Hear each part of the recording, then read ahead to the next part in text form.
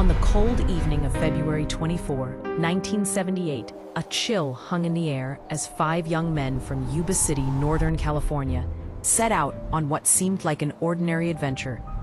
They were lifelong friends, bonded not just by their shared history, but by their love for basketball. Their laughter ringing out like music as they piled into Jack Madruga's 1969 Mercury Montego. The anticipation of watching a UC Davis game against Chico State filled them with an electric excitement, a moment of joy amidst the ordinary grind of life. Little did they know that this evening would lead them into the heart of one of America's most perplexing mysteries. As the sun dipped below the horizon, the sky transformed into a canvas of deep oranges and purples, teasing the promise of a vibrant night ahead. The five men, Ted Weir, Jack Hewitt, Bill Sterling, Jack Madruga, and Gary Mathias, were all connected through a local vocational program called Gateway Projects. This initiative offered employment and support for individuals with mild developmental or psychiatric conditions, fostering a sense of belonging among its participants. They weren't just clients, they were friends, sharing aspirations, challenges, and countless moments of joy on the basketball court, playing for their local team, the Gateway Gators. The game played out with cheers and snacks, the thrill of victory resounding in their hearts. They celebrated UC Davis's win, their faces bright with the glow of camaraderie. But as they began their journey home, something inexplicable happened. In the midst of laughter, as they turned the car southward, it veered unexpectedly east, climbing the snowy roads leading into the cloaked mountains of Plumas National Forest. The air turned cold and heavy as the trees closed in, their silhouettes bending ominously in the darkening sky. The silence that fell was unsettling. Hours passed, time slipping like grains of sand through their fingers, until their car became stuck in the deep snow, stranded, isolated from the world they knew. They were ill-prepared for such brutal conditions, their clothing inadequate against the biting cold. Searchers would later find their vehicle abandoned, a haunting reminder of their last moments. It still held a quarter tank of gas, maps, and food, supplies that could have sheltered them.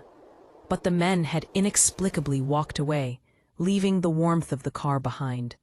4 months later, as spring breathed new life into the forest, motorcyclists stumbled upon a forsaken Forest Service trailer.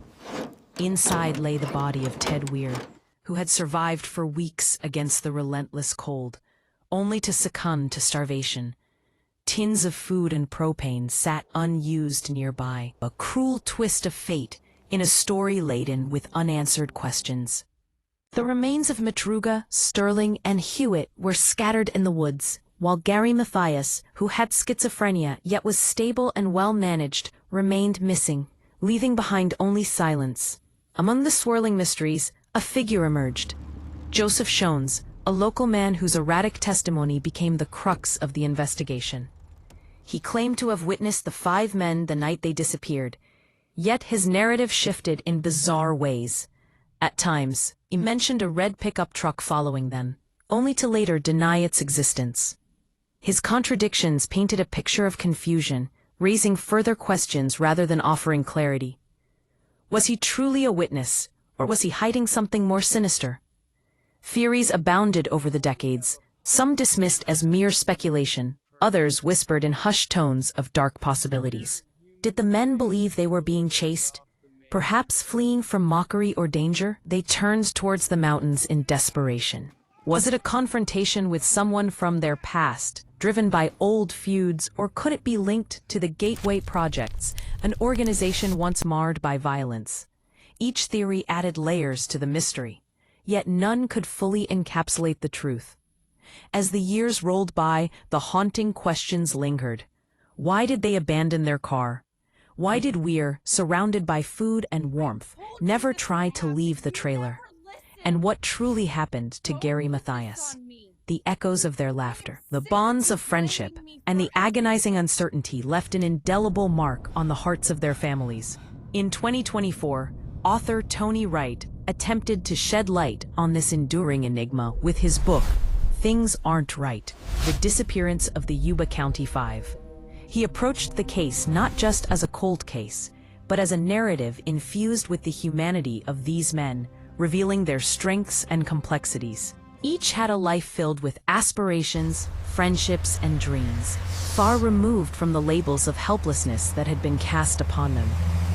As snow fell silently over the Plumas National Forest, the truth remained buried beneath layers of time and mystery, an unfathomable riddle intertwined with the echoes of five young men whose last journey became a haunting legacy.